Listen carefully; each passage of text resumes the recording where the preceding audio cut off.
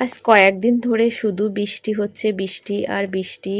আর গ্রামে কিন্তু বৃষ্টি হলে রান্না বান্নার খুবই কষ্ট হয়ে যায়, কারণ মাটির চুলায় রান্না করতে একদমই ভালো লাগে না, আর বাহিরে প্রচুর পরিমাণে কাদা হয়।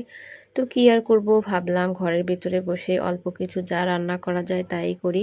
তো ভেজে নিচ্ছিলাম সুন্দর করে বেগুন ভাজা, আর গরম ভাতের সঙ্গে যদি হয় বেগুন ভাজা তাহলে খেতে কিন্তু মন্দ নাই, বেশ ভালোই লাগে। আর এইভাবে বেগুন ভাজা করলে কিন্তু খেতে আরো বেশি মজা লাগে। আজ কয়েকদিন ধরে শুধু বৃষ্টি হচ্ছে, বৃষ্টি আর বৃষ্টি। আর গ্রামে কিন্তু বৃষ্টি হলে রান্না বান্নার খুবই কষ্ট হয়ে যায়, কারণ মাটির চুলায় রান্না করতে একদমই ভালো লাগে না, আর বাহিরে প্রচুর পরিমাণে কাদা হয়। তো কি আর করব, ভাবলাম ঘরের ভিতরে বসে অল্প কিছু যা রান্না করা যায় তাই করি।